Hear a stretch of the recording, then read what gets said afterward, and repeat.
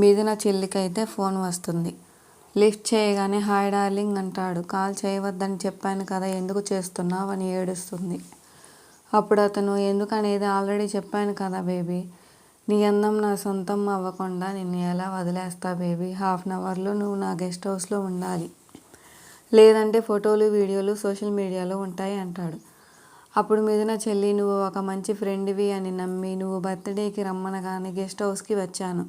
కావాలని నా డ్రెస్ మీద కూల్ డ్రింక్ పోసి నన్ను రూమ్లో డ్రెస్ చేంజ్ చేసుకోమని చెప్పి దొంగచాటుగా వీడియో తీసి నన్ను బ్లాక్మెయిల్ చేయడం, ఒక ఆడపిల్లని ఏడిపించడం తప్పు విక్రమ్, పాపం కూడా అంటుంది.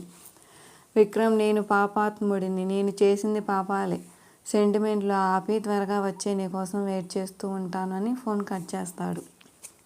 వరలక్ష్మి వ్రతానికి అని చెప్పేసి మిథున అత్తయ్య వాళ్ళ తోటి కోడళ్ళు మిథున ఇంటికైతే వస్తారు.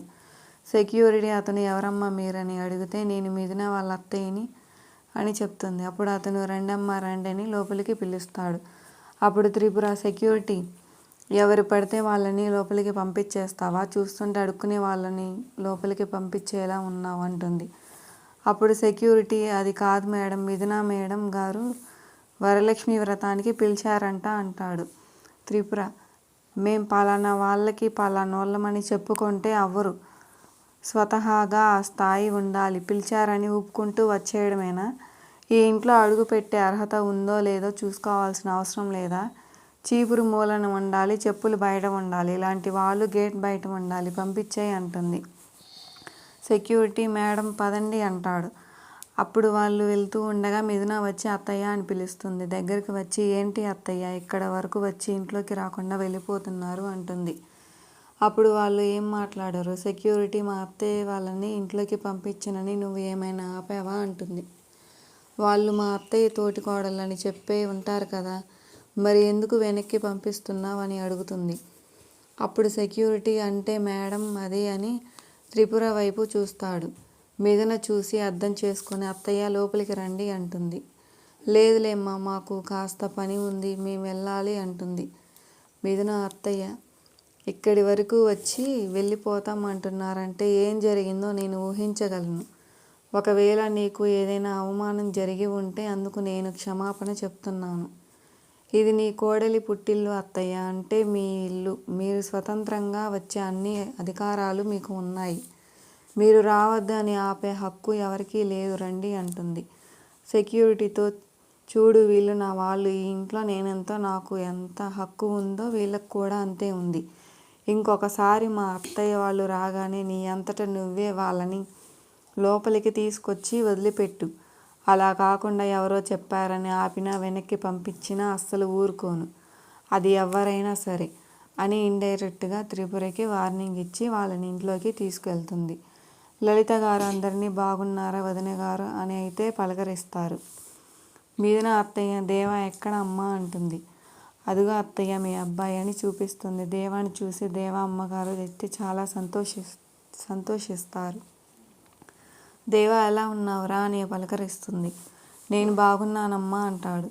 త్రిపుర వచ్చి, పలకరింపులు ఇలా మామూలుగా ఎందుకులే మావయ్య గారు, ఒక బ్యాండ్ మేళంలో ఊరేగింపు పెట్టించి హారతి ఇచ్చి ఆహ్వానం పలికితే బాగుంటుంది కదా, వీళ్ళు ఎవరు మావయ్య గారు, మనకి ఏమైనా చుట్టాలా, లేదంటే వీళ్ళతో ఏదైనా బంధుత్వం ఉందా, ఇలా వ్రతానికి పూజలకి మన ఇంటికి పిలవడానికి అని త్రిపుర అయితే కోపంతో అంటుంది. వదిన, తను మా అత్తయ్య, వీళ్ళు నా తోటి కోడళ్ళు అంటుంది మిథున. మీ నాన్నే ఇంకా వీడిని అల్లుడిగా అంగీకరించలేదు, అది గుర్తు పెట్టుకొని మీ నాన్న నిర్ణయాన్ని గౌరవించేలా ప్రవర్తిస్తే బాగుంటుంది. అలాగే చూస్తూ ఉంటారేంటి మావయ్య గారు, అడగండి అత్తయ్య గారిని, మీకు చెప్పకుండా మీ అనుమతి లేకుండా వీళ్ళని ఎందుకు పిలిచారో, ఎంత ధైర్యంతో పిలిచారో అడగండి. ఈ ఇంటి పెద్దగా మీ నిర్ణయాన్ని కాదు అనేలా అత్తయ్య గారు ఈ నిర్ణయం ఎందుకు తీసుకున్నారో అడగండి. మావయ్య గారు చూపే ప్రశ్న అత్తయ్య, సమాధానం చెప్పండి, వీళ్ళని ఎందుకు ఏ హోదాలో పిలిచారో అంటుంది త్రిపుర. లలిత, నేను వీళ్ళని బంధువులుగా పిలవలేదు, వరలక్ష్మి వ్రతంలో వాయినం తీసుకోవడానికి ముత్తైదులని పిలుస్తారు కదా, ఆ హోదాలో పిలిచాను చాలా అంటుంది. త్రిపుర, అంటే వాయినం తీసుకోవడానికి వీళ్ళు తప్ప ఇంకెవరూ లేరా అంటుంది. మంచి మనసున్న కావాలి, వీళ్ళకి మంచి మనసు ఉంది, ఇంకా ఈ విషయం గురించి ఇంకా మాట్లాడుకోవాల్సిన అవసరం లేదు. వ్రతానికి ముత్తైదులు పిలిచే విషయం ఏంటి పెద్దకి చెప్పే అవసరం లేదు. ఓకేనా? నీ ప్రశ్నలకి సమాధానాలు దొరికినట్టేనా? ఇక వ్రతం అయిపోయేంత వరకు ఏం మాట్లాడకుండా కాస్త ప్రశాంతంగా ఉండు అని లలిత గారు త్రిపురతో అయితే అంటారు. మిథున చెల్లి అయితే టెన్షన్ పడుతూ పెద్ద షాక్ ఇచ్చే నిర్ణయం తీసుకొని ఆత్మహత్య చేసుకోవడానికి బయటకు వెళ్తుంది. ఆ విషయం తెలిసిన దేవ ఆమెను కాపాడడానికి వెంట పడతాడు. అయితే దేవ సమయానికి చేరుకుంటాడా లేక ఆలస్యం అవుతుందా?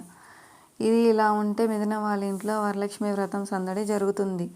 దేవ మాత్రం ఎక్కడా కనిపించాడు. అతను ఎక్కడున్నాడో ఎవరికీ తెలియదు. ఫోన్ కూడా లిఫ్ట్ చేయడు. హరివర్ధన్కి కోపం వచ్చి వెళ్ళిపోతాడు. ఇది అంతా మీరు రేపటి ఎపిసోడ్లో చూడాల్సిందే. బాయ్ అండి. Thanks for watching.